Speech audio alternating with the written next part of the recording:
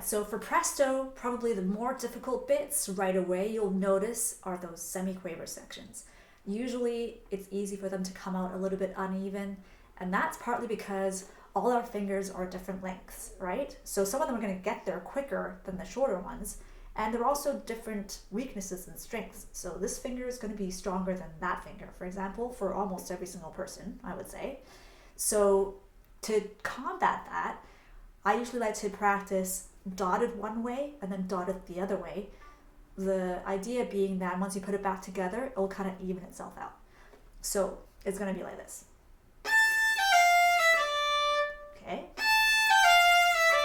So I'm going 3 to 1. 1, 2, 3, 4, 1, 2, 3, 4, 1.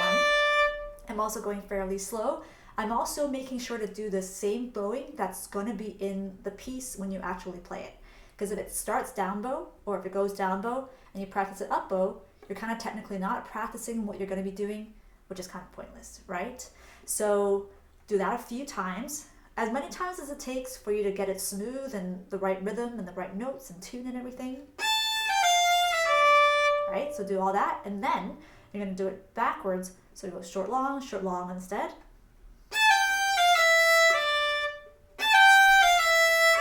Okay. So a whole bunch of times until it's nice and smooth and you're getting it right. And I think you'll find that when you practice like this, one way will always be easier than the other way. So you're just going to have to practice the one that's a little bit harder more times. That's all. There's a reason why that one's harder. That's what you need to work on.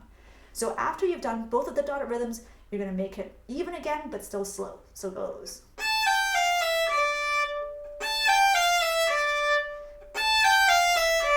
And then once you've got pretty good at that, speed it up just a little bit. Okay. And then speed it up a little bit again when that one's okay. I don't want you to just speed up all the way to right away, because that's probably not going to work out. And then when that's pretty good, move on to the next one. So I'll go to bar 4 and do the same thing. Okay. And then flip around. Etc., etc. And do it for all of them. That may seem like it's going to take a long time, but I think you'll find that once you've practiced this a few times, every single time you try to practice it, you'll take less times for it to get good.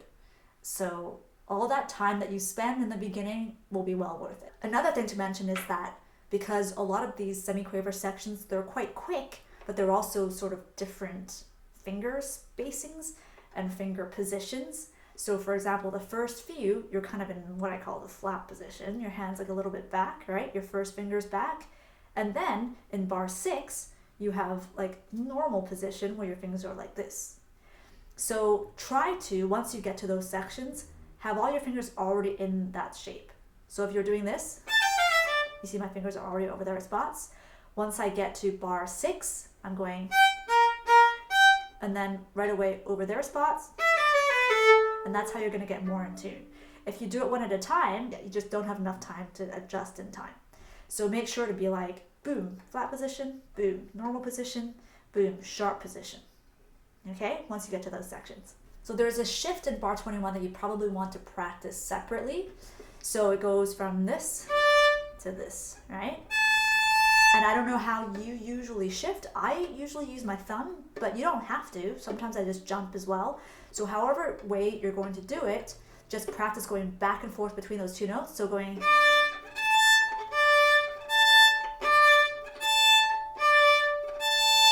So try to either just listen, obviously, you should always listen, but also aim for the spot that your finger was already in, because the third finger and the first finger are the same spot, right? So you can either actually look at your hand and visualize where the other one's going to be, or by feel, you should be able to be like, okay, this one's here, and therefore I'm aiming for the same spot on the next string. Okay, so practice that a whole bunch of times, and then put it back together. Okay?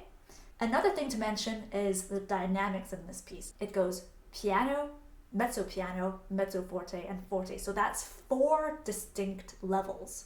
So make sure that your piano is very different from your forte, because if they're quite close together in volume, then you don't really have any space to have 2 other levels in between. So try to make sure that you play less bow, less pressure, closer to the upper half of the bow when you're doing piano. So you can practice even just in an open string going, right? Do it very extreme at first so you really know what the difference is. And let's say forte is going to be a lot more bow. I'm pressing down harder, faster. I'm using... So that should be quite a big difference, right? So then you can work out your levels going piano, or if you're very upper half, you can go and a little bit bigger, or mezzo piano, and then normal.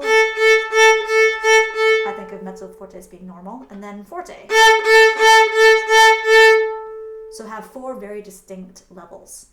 And when you get to bar 27, that's a subito piano, which is sudden. So try to practice doing that as well. So you're going to go loud, then small. And I'm really just using lots of bow for the forte, and then really all of a sudden really small and a lot less pressure for the piano. Last thing is, there's a little trill at the end. So just watch, because they've written down exactly how they want you to play it on the top. So instead of just going and doing a whole bunch of trills, it's... So just hold down the 1 and just do 2 Fs. And that's it, starting on the F. And you can just practice that.